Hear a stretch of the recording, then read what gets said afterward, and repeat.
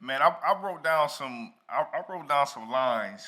Okay. Some of your bars, and I just want to I want to go over some of them, and I want you to kind of just expound on them a little bit. Bet. Um,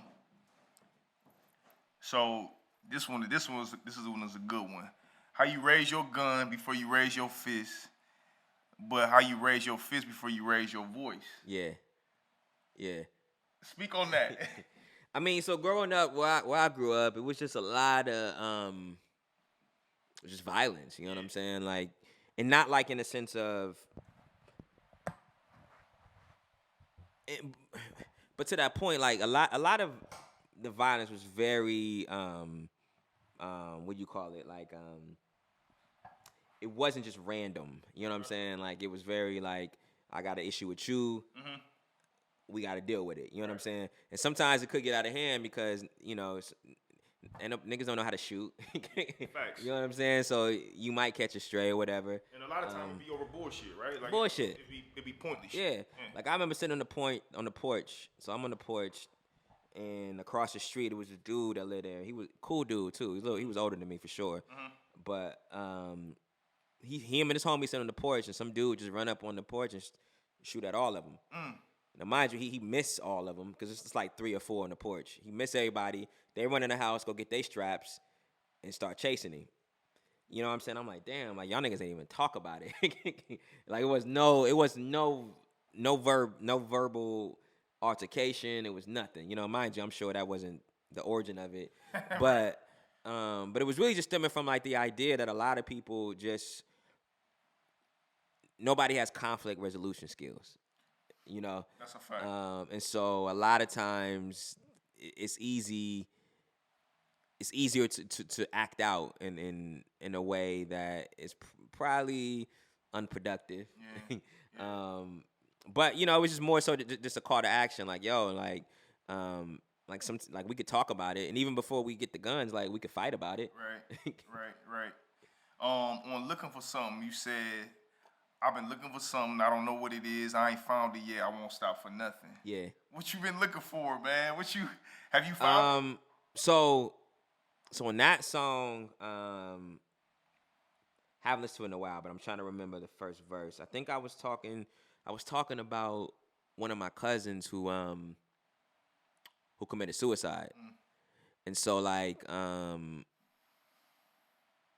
it was more of like one of those like questions of like, okay, like what is this all for?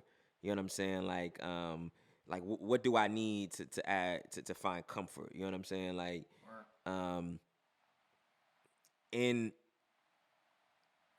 to answer your question, I mean maybe I did, you know, like I'm still living, so I think I'm still searching for like the meaning or whatever. Yeah. But I think I found some peace. Okay. Yeah. All right. Cool. I like this one too.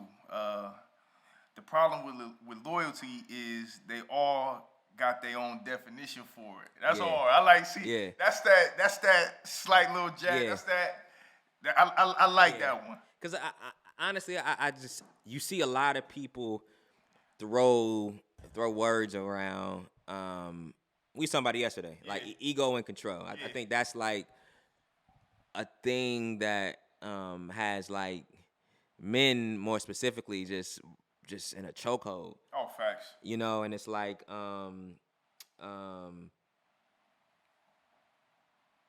what's the line again? The line is the problem with loyalty. Okay. They all got their own definition for And it. so like I've seen people try to like guilt people into staying in unhealthy situations out of loyalty. Yeah. You know what I'm saying? Like you need to be loyal to me because Yeah. you know, and like you just can't be loyal to a fault. You know what I'm saying? Like you just can't because everybody gonna find something for you to be loyal to. Right. I say, yo, if you don't move this way, Yeah.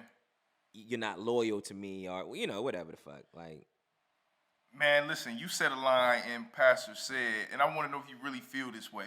mm-hmm. You just said, I already know what you're gonna say. which one? You said, I'm starting to believe karma ain't real. I was gonna say the other one. Most of y'all gonna die broke. Yeah. Okay. That's good. That's a good one, too. That's a good one, too. No, yeah. I was really just talking through like, well, one, it's annoying a lot of times when people try to assign like karmatic energy to shit. You know what I'm saying? Oh, that happened because you did that. Like you can't assign that. Like you don't have the. Come on, God. Like you can't do that. Right. But also like when you take a step back and you just look at what's happening in the world, like I know hardworking people who get up every day, go to work, you know what I'm saying? Even on the corner, you know what I'm saying? Like it's a man that go out there every day and sell fruit. You know what I'm saying? He hustling, you know, or just get up and go to the 9 to 5 every day, and it's never going to get them out of their economic circumstance. Right. Like it's just not. And so like I don't know if the karma is distributed fairly. Like I just don't know, you know. And that and it was more so on me just questioning, like, is it like I do know if you put the idea is that if you put X into something, you're going to get Y return. Yeah. But I don't know if that's always true. It was a lot of questioning on that record. Yeah. On that passage. Even one of the next line I got down here. I've been boxing with God. Like, how do you choose who you reward? You can't make me believe that I'm more deserving than my cousin was. Yeah. That's one of those ones, bro. That like, ooh, I know. Yeah. I know what that feels. I know what he meant by that. Yeah. It's so that particular cousin was murdered in Brent, rest in peace, bruv. Rest in peace. He was murdered in 2018, 2019, 2018, I think, or 2017, around that time. And you know, and a lot of times, like when things like that happen, people's response is, you know, God has a plan. God is God's plan. And it's almost as if well, it kind of ties into like the gun laws and shit. It's like, well, you know, the guy who killed him, you know, if he didn't have access to that,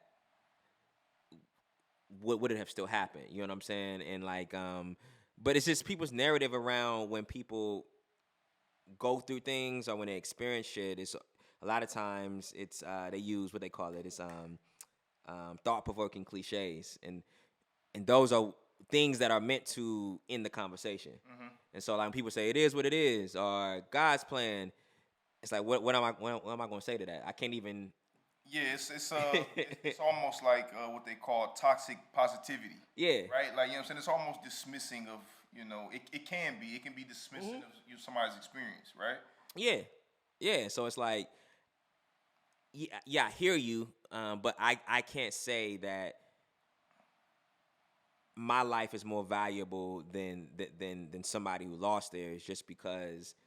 Just because I'm still here, you know what I mean? Like, so I'm here, and they weren't deserving of that opportunity, you know. Like,